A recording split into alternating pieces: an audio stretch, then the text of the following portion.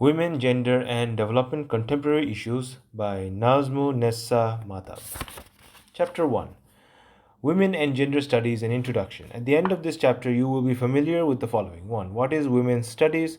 The history and development of women's studies, the emergence of gender studies and studies on men and women masculinities, the new challenges and potentials of women and gender studies, the origin, establishment, and future women and gender studies in Bangladesh.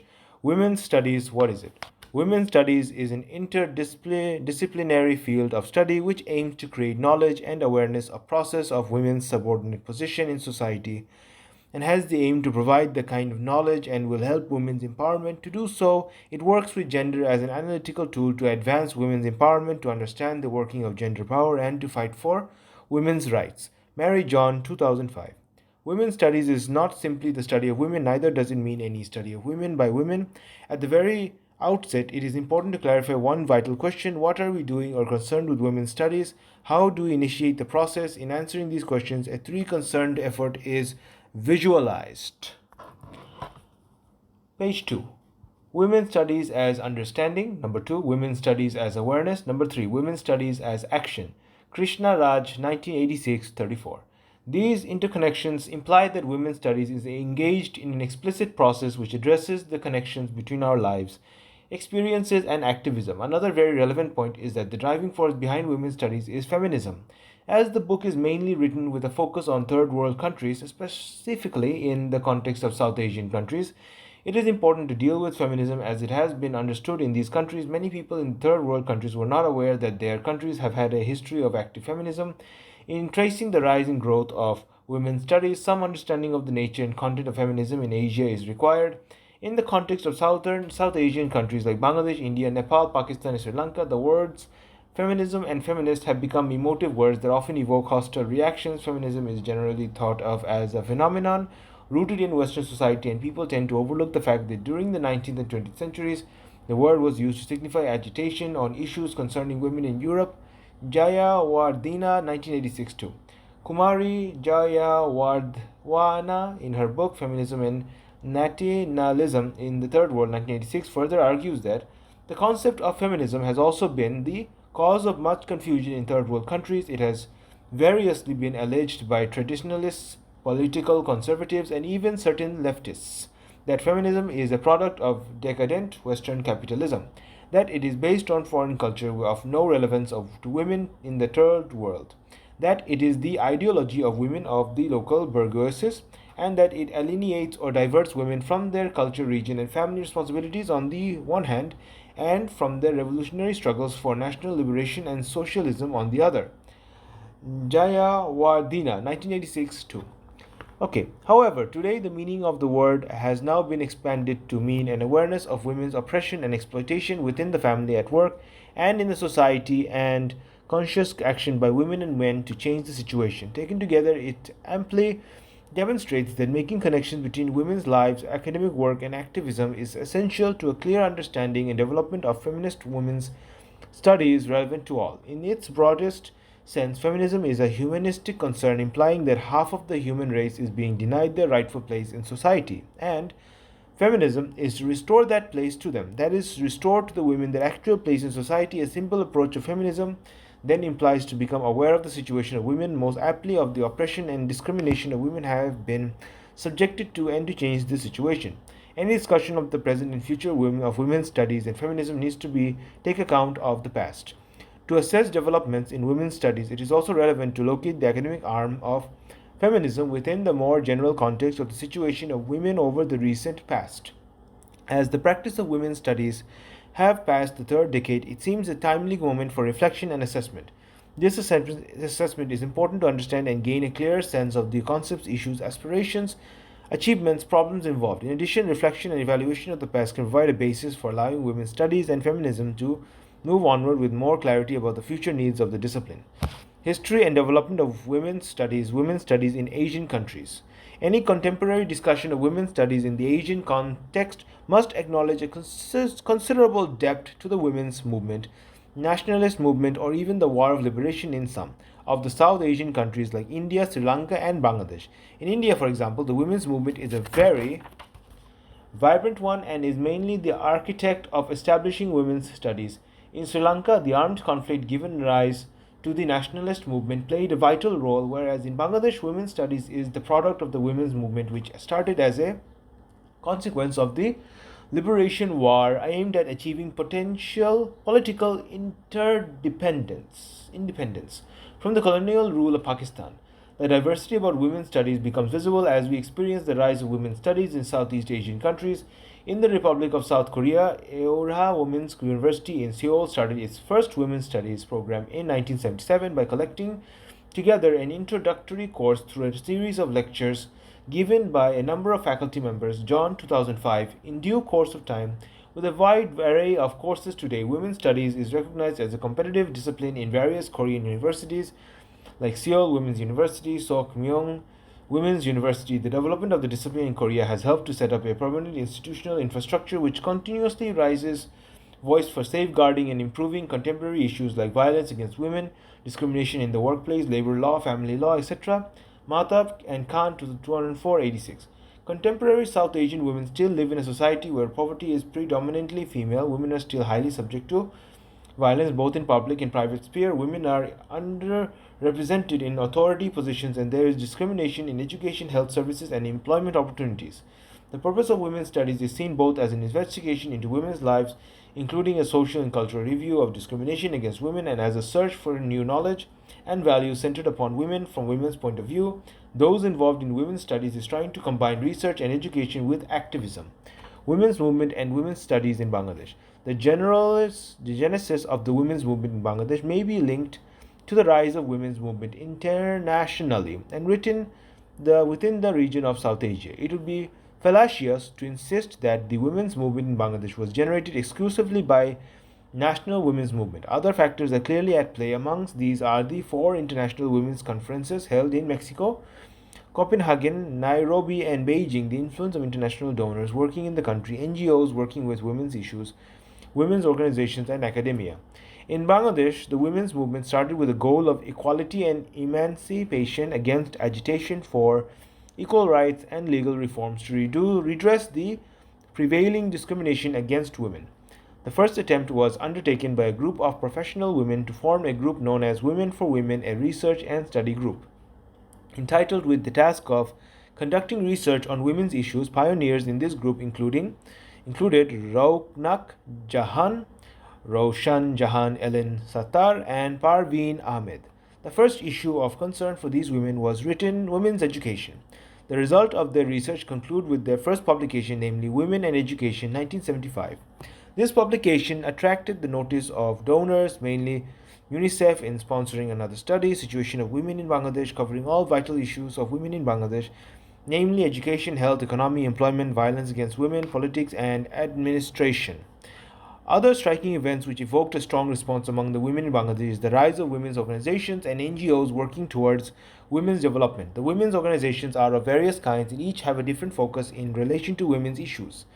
For example, some were dealing with achieving women's rights, some addressed the problem of dealing with violence against women, few worked with women's empowerment, emphasizing on women's participation in politics and decision making, while there were others addressing the need to alleviate poverty, focusing on microcredit.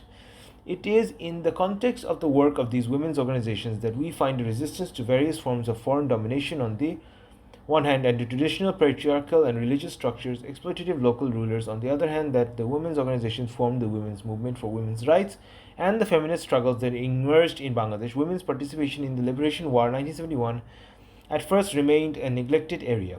Little attempt was made to ask why and how so many women were involved in the Liberation War, the problems they had faced and overcome in leaving their homes to join the revolutionary movements in different regions of the country. The issues of women's participation in the Liberation War did not figure in any serious research until the 1980s. On the whole, women's participation in the struggle still remained confined and hidden because their involvement resulted in violence against them by the Pakistani army and guerrillas who tortured them in any way possible. Later, women's groups working with these women made no serious effort to identify and analyze the structural, social, and cultural underpinnings of their subordination, oppression, and exploitation. Many renowned scholars, academicians, and professionals took up the challenge to make probing studies of the existing structures, systems, and ideologies that revealed the grim reality of understanding women's situation in Bangladesh, thus resulting in programs for women's studies. Some of them were strategically located in crucial institutions like the Ministry of Women and Children Affairs, Governments of Bangladesh, Women for Women Research and Study Group, and University of Bangladesh, Dhaka, from where corrective research and lobbying for action could be launched. 5 such persons who played a decisive role in foregrounding women's studies were Dr. Mahmoud Islam, beside being a professor in sociology of the University of Dhaka, had been working with the government and donor agencies for many years. Dr. Najma Chaudhary, who, although being a professor in political science, University of Dhaka, had served as an advisor to the caretaker government during 1996 and was in charge of the Ministry of Women and Children Affairs. Dr. Nazmunnessa Mahtab, professor of public administration, University of Dhaka, and actively involved in research on women's issues and concerns for more than 3 decades. Dr. Sadeka Halim, who had just returned from a PhD from McGill University, Montreal, Canada, on women's issues, had also a teacher in sociology, also University of Dhaka, and of course the contribution of the then UGC chairman 2003 to 2008, late Dr. Asaduzzaman, who seemed to be in the right place at the right time to introduce women's studies at the tertiary education level. As experts in the field of women's issues and educational developments, they shared a belief in women's emancipation and empowerment through the education system. The year 2000 marked a watershed for the development of women's studies. Under the dynamic leadership chairman of Dr. Najma Chaudhary, the University of Dhaka established the Department of Women's Studies. Her first task lied in preparing the curriculum for a 4-year undergraduate course and start the MSS program with study students from different academic disciplines who had completed their undergraduate studies. At present, women's studies in Bangladesh have become more or less institutionalized and functions as research, education, teaching, and training and action. Educational programs include on-campus teaching, training, and research. Actions include off-campus activities by both government and NGOs with grassroots groups focusing on single or multiple issues. Women's organizations working on women's issues, mainly the practitioners, have participated in the writing and reviewing of CEDAW action plans, implementation of CEDAW or UNCSW.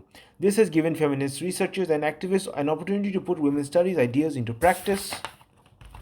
The Women's Studies program of bringing women to the forefront of academic analysis and scholarship and reconstituting its priorities was thus valid and crucial. Introducing women's studies may be viewed as a fundamental educational means of helping women to find their own identities, develop their abilities, and achieve their self-fulfillment. Mahtab, 2007-3.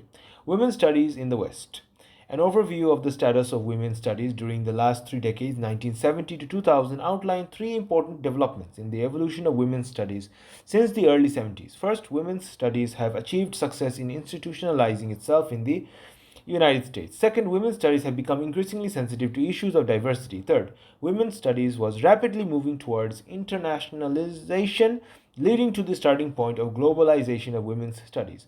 Hatton, 1994 to 256. However, at this point, it is important to realize that though U.S. women's studies scholars have shaped the worldview, they must understand that different regions of the world have produced different ideas, notions, versions, and meanings of women's studies. For example, women's studies in Africa is different from women's studies in Asia or South America.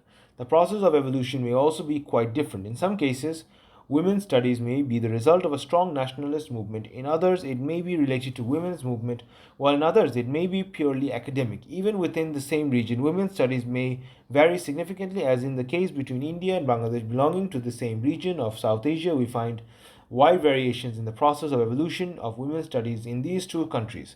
The overall challenge to women's studies globally was to recognize their diversity was present. Hatton, 1994-57. Diversity and the tensions and interactions of various interests and identities are characteristics of women's studies and feminist scholarship. Again, certain common strands have interweaved with the diversities, and both commonalities and divergencies have influenced the coming together on research activities on women, women's conferences, and women's studies courses, all of which have raised relevant concepts and issues which provide the context of the book. If the 70s were dominated by the exhilaration of discovering and naming ourselves as women, bound together in sisterhood, the 80s have been dominated by the discovery and definition of our differences as women. The challenge of the 90s is to hold on simultaneously to these 2 contradictory truths. As women, we are the same and we are different. The bridges, power, alliances, and social change possible will be determined by how well we define ourselves through a matrix that encompasses our particularities as women while not losing sight of our unity. Davis, 1993, number 4. During the early 70s, the emergence of women's concerns and issues and feminist interventions in various academic fields was first and foremost a recuperative action that aimed to challenge the discrimination, subordination, subjugation, silencing, stereotyping, marginalization, and misrepresentation prevalent in historical, social, cultural, scientific, literary, inquiry and development theory and models where they're theoretical and empirical. It questioned assumptions, discovered and disseminated empirical evidence through research, and struggled with the conceptual and explanatory implications of restoring the female half of humanity as a proper, appropriate, and necessary topic of social science, historical research, cultural analysis, and development discourse. Such an attempt focused on two vital issues. It raised questions as to how and why women were a missing concern from these areas, and it also stimulated creative endeavors to design concepts and theories, practical research projects, and explanatory frameworks which might redress the situation. One of the driving forces of feminism has been the need to challenge the passivity, subordination, and silencing of women by encouraging them to speak about their own conditions, and in doing so, to confront the experts and dominant males with the limitations of their own knowledge and degrees of comprehension. These activities further influence the work of activists and researchers working on issues like condition of women in equal pay, education of women, women's health, or political rights. This interaction of academic researchers and activities approaches of the study of women's position and problems became a significant feature of feminist issues in women's studies. Thus, women's studies can be said to have multiple dimensions as feminism, activism, politics, and as epistemology, pedagogy, and methodology. Women's studies is connected to our lives and politics as pedagogic and scholarly practice. Women's studies can activate new ways of thinking, knowing, and organizing. Contemporary women's studies. Much has happened to women's studies worldwide due to political, economic, social, culture, and intellectual changes. What is clear is that despite the variations in different countries, women's studies, either as a separate area of study or integrated into other disciplines, continues to be a dynamic, innovative, vibrant, and influential area of study. This continues to be both at undergraduate and postgraduate levels. However, an important change since the 1990s has been the increasing use of the term gender studies rather than women's studies. Gender is thus a crucial element in women's studies today. We see the emergence of centers and research institutions on gender issues. Through this shift has raised much debate. Without doubt, it can be argued that gender has now fundamentally been incorporated within many disciplines in the social science area and also humanities, both in the developed world of USA, UK, Australia, Western and Eastern Europe, as well in many developing countries of the third world, represented by Africa, South America, South and Southeast Asia. This has also resulted in changing the name of our Department from Women's Studies to the Department of Women and Gender Studies. At the university higher level of education, now more students than ever are taking courses with feminist content and gender issues. The reason for this is that over the last decade, there has been a shift towards mainstreaming gender/women's studies as a core part of the teaching of traditional disciplines such as sociology, anthropology, history, and English. In this perspective, we can say that over the last 30 years, women/gender studies has changed the established canon of the social science, art, and humanities disciplines, as well as teaching and research methods by becoming assimilated into traditional disciplines as a compulsory unit. Richardson and Robinson, 2008. Gender concepts and issues are therefore a key aspect of many undergraduate and postgraduate study at the higher level. In its simplest recent usage, gender is a synonym for women. In the past few years, any number of books and articles in women's history were substituted gender for women in their titles. Scott, 1986, 1056.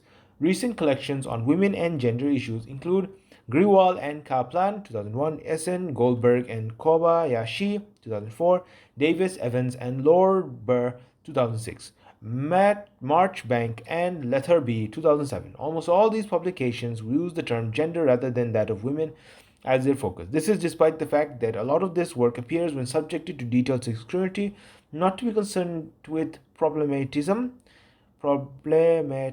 and analyzing the relationships between the sexes as the word gender implies. Rather, it is about women. Gender is being used as a substitute for women, with the consequence that once again women's lives as legitimate subjects for research and analysis disappearing from view. A further development of concern here is the increasing interest in the study of masculinity. As we understand that gender actually involves both men and women, but in reality we find that all studies on gender have a core focus on women only.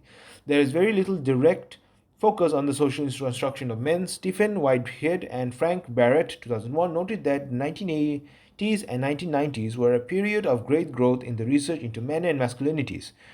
Consequently, there was a massive increase in studying men, mainly the study of men as gendered beings.